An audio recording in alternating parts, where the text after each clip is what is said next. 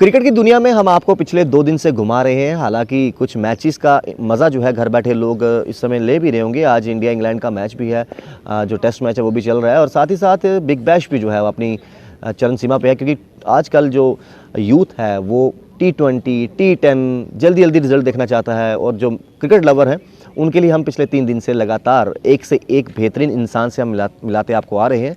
और शायद जो क्रिकेट खेलते हैं या क्रिकेट को जानते हैं वो एक नाम से भली भांति परिचित होंगे।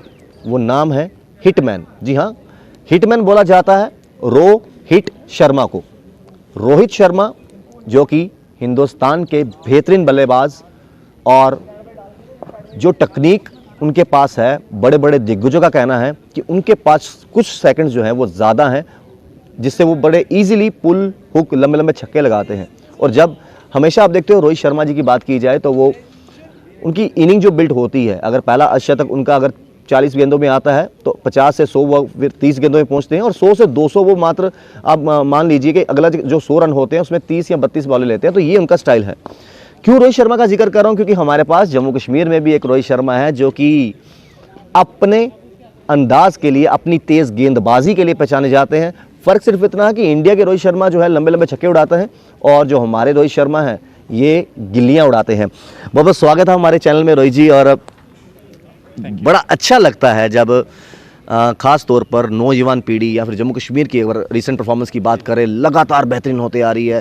ये वही जम्मू कश्मीर है जहां पर कुछ टीम्स जो हैं, जैसे मुंबई, रेलवेज या दिल्ली की बात करें, इस तरह की जो बड़ी टीमें हैं, उनको ये लगा करता था आज से 5 साल पहले, 7 साल पहले, 10 साल पहले कि चलो जी एक ऐसी जम्मू कश्मीर ईजी टीम आई है कि 2 पॉइंट गेन करना ईजी हो जाएंगे। लेकिन आज वही बड़ी टीमें, वही बड़े नाम जो हैं वो एक तैयार करते हैं कि किस तरीके से इस प्लेयर के आउट कैसे करना है, ये सोच में पड़ गए हैं। कैसे देखते हो कि आज जम्मू कश्मीर लगातार बेस्ट परफॉर्मेंस करते आई है, और आपने 2015 में डेब्यू किया रांची में, तब से लेकर अभी तक ये 6 साल का सफ़र कैसा रहा? और क्रिकेट से आप 2011 से जुड़े हो, ये तमाम पिछले 10 साल का जो है सफ़र, ये ज़रूर जानना चाहेंगे।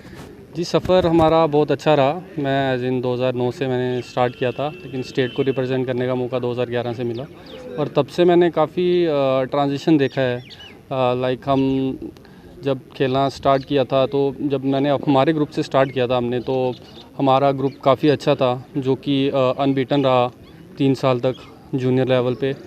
तो वो जो ट्रांजिशन स्टार्ट हुआ, वो मुझे ऐसा लगता है कहीं ना कहीं वो हमारे ग्रुपिज़म से स्टार्ट हुआ।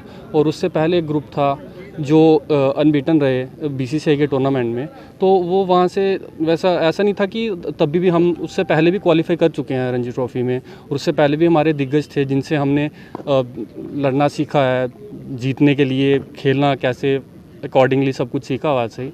तो फिर वहाँ से चलते चलते एक नया यंग ब्लड आया, और वो जो क्रिकेट एडवांसमेंट के साथ वो नई चीज़ें सीखते सीखते हम आगे पहुँचे।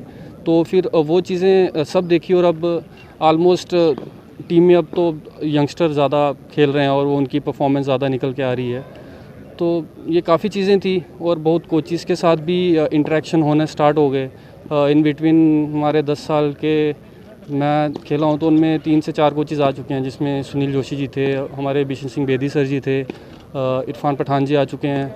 बिल्कुल। और इन सब का एक्सपीरियंस कहीं ना कहीं टीम को ऑब्वियसली हेल्प कर रहा है, और टीम अच्छा कर रही है। अंडर 19 की बात कर रहे हैं, इंडिया अंडर 19 की, तो जहाँ तक हमारी थोड़ी बहुत नॉलेज है, आप और शुभम खजूरिया जो हैं वहाँ पर अंडर 19 के लिए भी आप ट्रायल दे चुके हैं, उस टीम का हिस्सा रह चुके हैं? जी जी बिल्कुल। हम 2013 में 19 के इंडिया के प्रोएबल्स में थे। तब ये हमारी वही टीम है जिसमें से हम 2 लड़के निकल के आए थे, और हमने आगे इंडिया के प्रोएबल्स में हमें चांस मिला था, और वहाँ पे हमने आगे मैचेस खेले थे।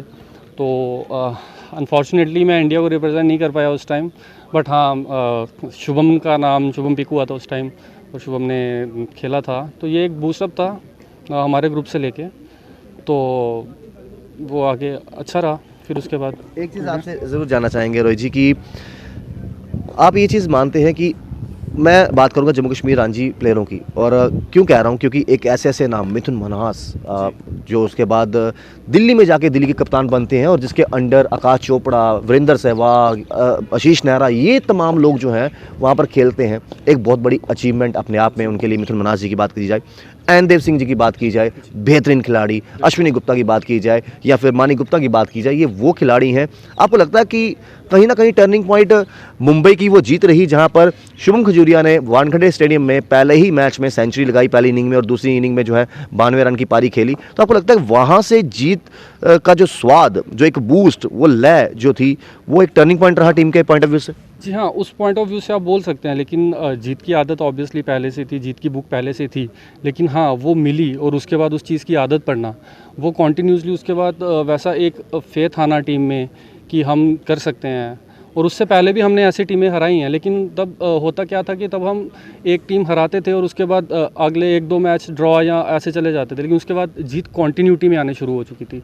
तो वो चीज़ें अब टीम के लड़कों में भी वैसा फील आना शुरू हो गया था। और वो हाँ, हम मान सकते हैं कि उसके बाद वो एक ट्रांजिशन टाइम था। और बात करेंगे हमारे दिग्गजों की, मिथुन भैया और इनके आने के बाद भी ये इनिशियल पॉइंट में ये जैसे कि 2015 के बाद हमारे साथ थे, तो वो बहुत हेल्पफुल था हमारे लिए।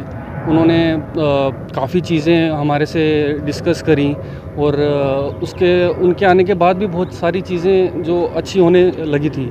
और पॉजिटिविटी टीम में आना और मेंटली, मतलब जब कोई ऐसे बड़े दिग्गज आते हैं हमारे साथ इंटरेक्शन करते हैं, मोस्टली वो हमारे साथ इंटरेक्शन मेंटल फिटनेस को लेके ही होती है, हमारी सोच को लेके ही होती है। हम मैच, हमारा बड़ा टीम के साथ मैच है तो हम क्या सोच रहे हैं। जैसे बाकी हमारे सीनियर्स थे, ऐनदेव सिंह या और भी बाकी जो टीम के दिग्गज सीनियर प्लेयर्स हैं जो हमारे साथ होते हैं, तो वो काफ़ी हेल्पफुल उनके साथ रहता है और वो ऑब्वियसली हमारी टीम को कहीं ना कहीं इन चीज़ों में आगे पहुंचाने के लिए हेल्प करते हैं। 12 साल हो गए आपको क्रिकेट से जुड़े हुए, 12 और 13वां साल चल रहा है। ये थोड़ा लाइटर सा क्रिकेट से हटके सवाल है, कभी ऐसा फैन मिला हो जिसने सेल्फी खींचने के लिए आपको बोला हो और ये सोचा हो कि आप सुशांत सिंह राजपूत की तरह लगते हैं या आप सुशांत सिंह राजपूत हैं, ये उनको लगा हो तो फोटो खिंचवाई हो, कभी ऐसा हुआ किस्सा? ये एक बार हुआ जब हम बेंगलोर थे, मैं और खजूरिया थे और हमारी फ़्लाइट थी बेंगलोर से, हम वापस आ रहे थे, हमारा इंडिया कैंप ख़त्म हो रहा था। तब फ्लाइट में तो 2 लड़कियां आई थी, उन्होंने ऐसे सेल्फी लेने के लिए बोला था कि तब उसकी काय पोचे शायद मूवी आई थी नहीं, तो उस टाइम ये एक इंसिडेंस हुआ था। लेकिन हाँ, मुझे भी आप अंदर से बड़ा ऐसे लग रहा था यार, मैं खजूरिया से भी पूछने लगा यार शुभम क्या मैं ऐसे दिख रहा हूँ क्या ये लोग आ रहे हैं, तो ये एक इंसिडेंट हो चुका है। ये हो चुका है। देखिए हमने क्यों कहा कि इनका चेहरा जो है ना काफ़ी सुशांत सिंह राजपूत जी से मिलता है, हालांकि वो इस दुनिया में नहीं रहे, लेकिन एक बेहतरीन इंसान, बेहतरीन एक्टर।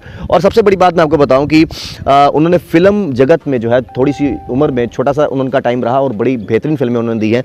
रोहित जी, कितना अहम रोल जब टीम में इर्द गिर्द सीनियर्स हों, एक मैच्योर सोच रखने वाले हों और सेम टाइम पर आपके जो जूनियर्स हैं, आई मीन जो यंगस्टर्स हैं, चाहे वो शुभमन की बात करें, सुशांत राणा की बात करें, अब्दुल समाद की बात करें, हालांकि वो अभी आईपीएल में दस्तक दे चुके हैं और अच्छा परफॉर्म कर रहे हैं, दोबारा से रिटेन किया है उनको। ये जो मिक्सचर रहता है सीनियर्स का और यंगस्टर्स का, खासतौर पर रामदयाल जी की बात करें, एक भुने हुए खिलाड़ी हैं वो, परवेज सूल जी की बात करें, ये कितना अहम रोल रहा इन तमाम खिलाड़ियों का जो सराउंडिंग है, और दूसरा परवेज सूल जी का जो कि इंडिया के लिए खेल कर आए हैं, और तीसरा इरफान पठान जी का, जब से वो आए जम्मू कश्मीर के रिजल्ट अपने आप निकलने लगे, ऐसा क्या उन्होंने गुरु मंत्र दिया? क्योंकि हमने इनसे एक बार बात की थी जब यहाँ पर होस्ट करने का मौका मिला था, जब अपोजिट टीम में मनीष पांडे खेल रहे थे, करुण नायर खेल रहे थे, उसी दौरान हमने इरफान पठान जी से इंटरव्यू किया था, हमसे पूछा था ऐसा कौन सा गुरु मंत्र आप अपनी टीम को देने जा रहे हो शाहरुख खान की तरह कि ये 70 मिनट लाइफ में वापस नहीं आने लगे? तो वो हंसने लगे, वो कहते देखिए सामने स्टार नहीं खेल रहे, गेम बैट और बल्ले और गेंद से खेली जाएगी, जो अपने जो नर्व्स है कंट्रोल कर गया, जो माइंड सेटअप जिसका हावी रहा कि हाँ भाई मैं जीतने के लिए खेलूंगा, वो जीतेगा। जी बिल्कुल सही बात है। ये जब गेम जैसे जैसे लेवल बढ़ता जाता है तो वैसे वैसे ही गेम मेंटली आना शुरू हो जाती है। स्किल लेवल ऑलमोस्ट एक लेवल पे आकर आपका 19-20 ही रह जाता है, तो आप जो मेंटली ज़्यादा स्ट्रांग रहता है, जो अपनी नर्व्स को कंट्रोल करता है, वही जीतता है, मतलब वही अपर हैंड में रहता है। तो ये चीज़ें, और जब हम सीनियर्स और यंगस्टर की बात करते हैं, टीम उसी के मिक्सचर से बनती है। उन दोनों का मिक्सचर होगा और यंग ब्लड होगा, उनका पैशन, उनका एग्रेशन, वो टीम को अलग काम आता है। और जो सीनियर्स हैं उनकी सलाह हर बात, हर सेशंस में, अगर हम रणजी ट्रॉफ़ी की बात करें तो उसमें एक्सपीरियंस बहुत मैटर करता है। और जितने भी हमारे टीम में सीनियर्स हैं जिनके आपने सबके नाम लिए, और उनके साथ जब लास्ट ईयर और उससे लास्ट ईयर इरफान पठान जी आए थे, उनका एक्सपीरियंस वो मतलब काफ़ी हेल्प किया हम लोगों को टीम में, ऐसा नहीं है। और सीनियर्स तो हमेशा ही ऐसा लगता है हमें कि, लेकिन एक बहुत छोटी छोटी चीज़ें होती हैं, सेशन की होती हैं, आपके छोटे स्पेल्स की होती हैं, बैटिंग की छोटी छोटी चीज़ें होती हैं, बारीक चीज़ें, बिल्कुल बारीक चीज़ें होती हैं जो सीनियर्स आपके साथ बैठ के ही आपको समझा सकते हैं। एज ए बॉलर आप रोहित जी कितना बेनिफिट मिला आपको इरफान पठान जी से, क्योंकि वो एक बेहतरीन स्विंगर रह चुके हैं। वही इरफान पठान जी जिनके बारे में जावेद मियांदाद जी ने कहा था कि इरफान पठान जैसे गेंदबाज हमारे गली कूचों में घूमते हैं, और पहले ही टेस्ट मैच में उन्होंने पहली 3 गेंदें डॉट हुई, उसकी अगली 3 गेंदों में हैट्रिक ली, जवाब दिया, लोहा मनवाया, अपनी बैटिंग से जवाब दिया, अपनी गेंदबाजी से जवाब दिया। जब इस तरह का प्लेयर आपके साथ जुड़ा हो, इंटरनेशनल तजुर्बा, जिन्होंने ऑस्ट्रेलिया में जाकर, इंग्लैंड में जाकर, पाकिस्तान में जाकर, कहीं पर भी जाकर धाक जमाई हो अपनी गेंदबाजी और बल्लेबाजी से, एज ए गेंदबाज कितनी हेल्प मिली गेंदबाजी के गुर सीखने के लिए इरफान पठान जी से, क्योंकि as a mentor, as a coach, as a player वो आपके साथ जुड़े रहे? जी बहुत हेल्प मिली, और बीइंग ए बॉलर उनके साथ काम करना एक बहुत अच्छा एक्सपीरियंस था। और वो हमेशा पॉजिटिविटी की बात करते हैं। मैं जैसे आपको पहला भी बता रहा था कि स्विंग की ऑब्वियसली आपको छोटी मोटी टेक्निक्स में प्रॉब्लम है किसी चीज़ में, तो वो आप बेझिझक आप उनसे पूछ सकते हो। कभी कभी क्या रहता है कि आप कुछ कोचेज़ के साथ ज़्यादा कंफर्टेबल फील नहीं कर पाते उतना जल्दी, लेकिन उनमें से वो नहीं थे। आप एनी टाइम उनके रूम में जाइए, उनसे बात कीजिए, कभी भी आपको डाउट लग रहा है तो आप उनसे बात कर सकते हैं जाके। बहुत फ्री माइंड से बात करते थे। उससे पहले भी जो मैं जिन कोचेज़ के अंडर खेला हूँ, उससे पहले मेरा डेब्यू मिथुन मनास जी के अंडर हुआ है जी। तो सेम उनके साथ भी वैसा ही रहता था मेरा। जब और उनका एक पॉजिटिव पॉइंट ये था कि जब मेरा डेब्यू था वो खुद मेरे पास आए थे कि कैसा फील हो रहा है, क्या लग रहा है। और मैंने जब फर्स्ट डे हुआ बॉलिंग किया तो शाम को फिर मेरे पास आए और लैपटॉप लेके वीडियोस। इतना बड़ा दिग्गज खिलाड़ी खुद आके मिल रहा है जी। वो वही चीज़ें हैं जो हमें बहुत बूस्टअप करती हैं। और इन फ्यूचर हम भी चाहते हैं कि जब और भी लड़के जैसे अभी टैलेंटेड और लड़के आते हैं, हम भी सेम वे से कंट्रीब्यूट कर सकें कि वो जैसे हमसे हमारा 100% वो सोचते हैं कि हम करें। और वो मुझे मैच याद है जब मिथुन भैया मेरे पास आए थे रूम में, तो उन्होंने एक लैपटॉप के साथ, हमारे वीडियो एनालिस्ट थे, उनको लाया था और वीडियो दिखाई थी। और नेक्स्ट डे मैंने पहले ही सेशन में, अपने पहले ही स्पेल में 2 विकेट्स ले लिए 2 ही ओवर में जी। तो मेरे डेब्यू में मैंने फर्स्ट इनिंग में 4 विकेट्स लिए थे और वो एकदम से वो टर्निंग पॉइंट हो गया था। तो वो चीज़ें कहीं ना कहीं लगती हैं, हाँ यार ये हेल्पफुल हैं। और सेम ऐसे ओहदे के जो इंसान आते हैं, मिथुन भैया थे, इरफान पठान जी हैं, तो इनसे बहुत आसानी से हम अपना इंटरेक्ट कर सकते थे और सीखना सीख सकते थे। एग्जैक्टली। और हम उनके साथ रहते रहते यही सोचते थे कि अभी साथ में बैठ के कितनी बातें अपने से ले बातें करते रहे उनसे कि उनके एक्सपीरियंस, हाँ, तो कितना हम इनसे बातें सुन लें।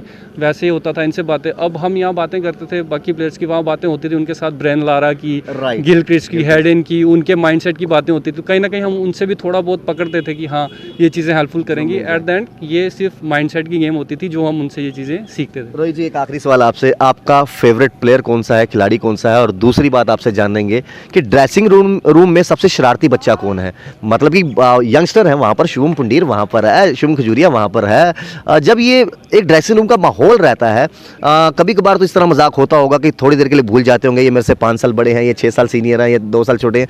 सबसे ज़्यादा शरारती ड्रेसिंग रूम में कौन है और आपका फेवरेट खिलाड़ी कौन है? फेवरेट खिलाड़ी एज इन टीम इंडिया में तो मेरे शिखर धवन जी हैं जी। और अभी आपने गब्बर की तरफ बड़ी मूंछें भी रखी है। वो आपको वहीं से दिख गया होगा जी। और बाकी ड्रेसिंग रूम में अपनी बात करेंगे तो सारे चुलबुल हैं, सारे चुलबुल और क्रिकेट से हट के भी मौज मस्ती करते हैं। ऐसा नहीं है कि हम लोग बिल्कुल ही बाकी चीज़ों को, जब हम अगर रस्से के अंदर जाते हैं तो फिर तो बाकी दुनिया बाहर ही है, हम सिर्फ हमारी गेम ही अंदर है। लेकिन जब हम बात करते हैं इन चीज़ों की, जब हम ड्रेसिंग रूम में बैठे होते हैं तो ऑलमोस्ट सभी यंगस्टर हैं और सीनियर्स भी हैं कुछ ऐसे जो हमारे साथ मौज मस्ती करते हैं, और वो कहीं ना कहीं हेल्पफुल रहती है मैच के टाइम पे भी, और थोड़ा रिलैक्स हो जाता है और माइंडसेट थोड़ा। एक्टर और एक्ट्रेस कौन से आपके फेवरेट हैं? अगर एक एक्टर आपने देखना हो, मतलब थ्रू आउट, जो आपको पसंद आपको लगती हो? एक्टर एज इन मुझे रणवीर सिंह जी बहुत अच्छे लगते हैं और एक्ट्रेस कैटरीना कैफ बहुत अच्छी लगती है। क्या बात है, सलमान खान जी, सलमान खान जी, और साथ ही साथ दीपिका पादुकोण जी, बड़ी अच्छी देखिए उन्होंने जोड़ी भी बनाई है और काफ़ी अच्छे लगते हैं। बेहतरीन इंसान, बड़ा मज़ा है इनसे बातें करने का और बड़ा अच्छा लगता है कि जब ये इनके मुख से ये बातें सुनने को मिल रही हैं कि इरफान पठान जी जैसे, मिथुन मनास जी जैसे इतने दिग्गज खिलाड़ी पास आकर पूछ रहे हैं कहाँ पर कमियां आ रही हैं, कैसे इसको सुधारा जाए, तो बहुत कुछ सीखने को मिलता है। वो एक समुंदर है, जितनी बूंदें समेट सकते हो अपने लिए समेट लो। तो बड़े अच्छी कन्वर्सेशन के साथ रही। हम यही चाहते हैं कि इस वीडियो को जो है ज़्यादा से ज़्यादा शेयर कीजिए और हमारे जम्मू कश्मीर के जो प्लेयर हैं, जो हमारा गर्व है, जो हमारा प्राइड है, उनको इतना प्यार बरसाइए उनके लिए। ये वीडियो ज़्यादा से ज़्यादा शेयर कीजिए और देखते रहिए बाहु एक्सप्रेस। शाम से राहुल खत्री, बाहु एक्सप्रेस के लिए। Venture Urban Farming's presents first time in Jammu. Grow organic vegetables on your roof without soil with zero wastage of water. कभी बेड सोने के अलावा खेल का मैदान होता है। खाने की मेज पर खाने के अलावा अपनों का साथ होता है। इसीलिए तो हम कहते हैं कि एक मकान घर तब बनता है जब वो KS फर्नीचर से सजता है।